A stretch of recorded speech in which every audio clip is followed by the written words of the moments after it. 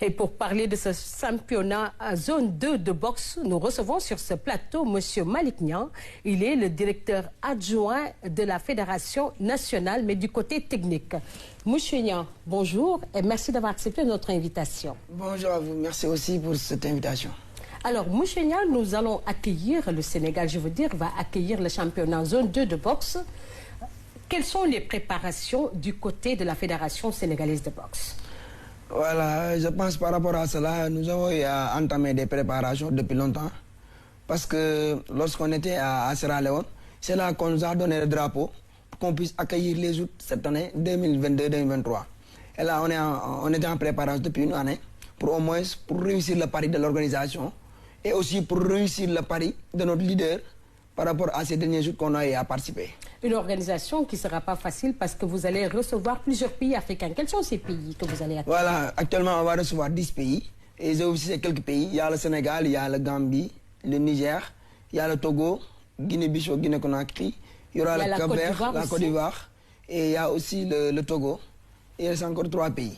On va recevoir 10 pays. On a constaté également que l'année dernière, le Sénégal a reçu le trophée de meilleure équipe. C'est-à-dire le Sénégal était leader dans ce championnat de boxe. Maintenant, est-ce que le Sénégal va maintenir le cap? Et côté aussi technique, quelles sont les stratégies mises en place? Ouais, je pense que le Sénégal va maintenir le cap. Parce que là, on a eu des stratégies qu'on a mis en place depuis 2020.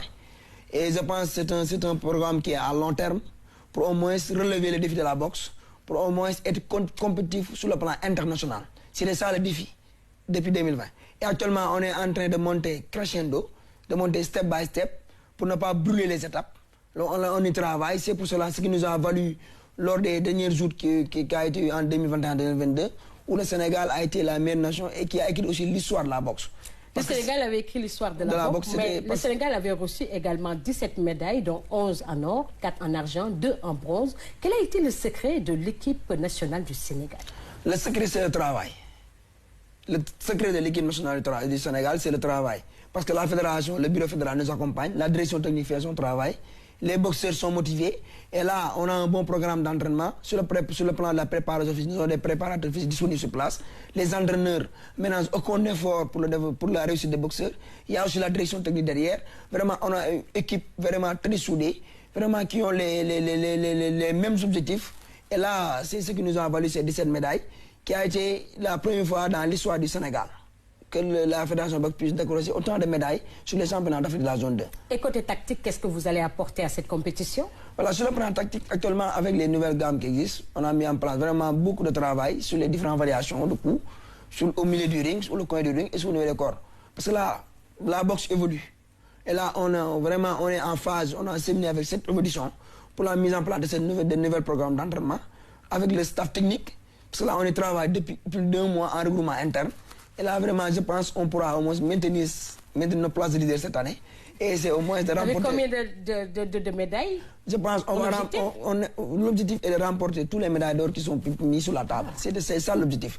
Et au-delà de ça, c'est de préparer, là, c'est une phase test pour se préparer pour les qualificatifs des Jeux Olympiques de Paris 2024 qui aura lieu au mois d'août à Accra, Ghana, au niveau des Jeux africains. C'est-à-dire tous les boxeurs médailles d'or sur les Jeux africains à Accra, au mois d'août, sont directement qualifiés pour les Jeux de Paris. Donc là, on y travaille, c'est une phase test. Essayer de mettre notre plan de leader et voir aussi le niveau de nos boxeurs pour cette année. Et essayer au moins de pallier et de préparer les qualifs des Jeux de Alors, Paris. M. Niang, est-ce que la boxe est très développée au Sénégal? Actuellement, vraiment, on est en phase de développement, je le dis. Parce que la boxe a resté 37 ans sans championnat. C'est en 2020 qu'on a pris les rênes de la fédération. Et depuis 2020, on a mis en place des stratégies, on a repris les championnats. L'équipe nationale, vraiment, on a une bonne équipe. Chaque année, on sort les champions du Sénégal. On est compétitif au niveau national. Ça, c'est une phase. En 2021, pourquoi vous ne vous êtes pas présenté? En 2020, on ne s'est pas présent parce qu'on était une nouvelle fédération. On a resté 37 ans sans championnat. Et l'objectif, c'est au moins de constituer, de faire une bonne base avant de pouvoir décoller. C'était ça l'objectif. C'était ça, on avait prévu avec le président de ne pas participer sur aucune compétition internationale sur l'année 2021. Parce que c'était la phase de reconstruction. Et après cette reconstruction, vraiment, on a vu les fruits de cette reconstruction. En 2021-2022, on a été la meilleure nation au niveau des championnats d'Afrique de la zone 2. Maintenant, donc, on va essayer de confirmer cette année et essayer aussi de décrocher pour les qualificatifs des Jeux Olympiques de Paris. Alors, la compétition va démarrer le 8 mars. Est-ce que les femmes ont une place très importante dans cette sélection? Oui, les femmes ont une place très importante parce qu'avec l'aspect féminisation de la boxe que la fédération a mis en place, c'est ce qui nous a valu vraiment. Maintenant, on a des représentations sur toutes les catégories femmes. Et là, vraiment, on n'avait pas ces représentations auparavant. Maintenant, sur les catégories femmes, vraiment, on a des représentations sur toutes les catégories. Vraiment, ça aussi, il y a une évolution par rapport sur le projet de la féminisation de la boxe. Vraiment, on ne se plaint pas par rapport à ça. Alors, le Camerounais, à la tête de la Confédération africaine de boxe, comment est-ce que vous appréciez cela? Parce qu'auparavant, on savait que ce sont juste les Maghrébiens qui occupaient cette place. Voilà, je pense que cette question vraiment a une pertinence par rapport à cette émission et par rapport aussi à la préparation du championnat de la zone 2.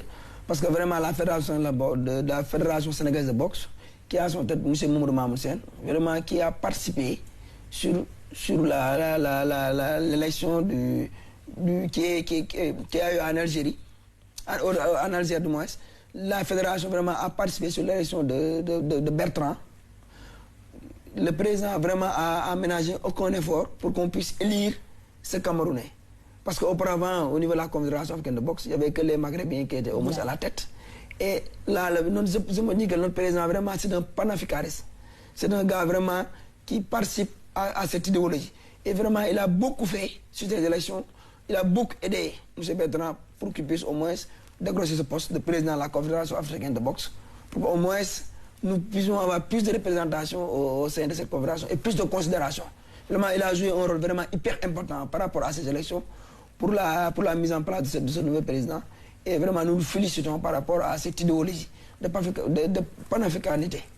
Alors, on vous dit bon vent pour la compétition avec des médailles en or que nous attendons. Votre mot de la fin? Voilà, le mot de la fin, c'est de remercier l'ensemble de l'instance fédérale, de remercier le ministère des Sports pour l'accompagnement, parce que c'est lui qui nous a autorisé à organiser ce championnat d'Afrique. C'est notre premier partenaire. Et de remercier vraiment l'ensemble du staff technique, les boxeurs et tous les entraîneurs du Sénégal, par rapport au moins aux sacrifices qu'ils sont en train de faire pour le pari de la réussite de cet événement.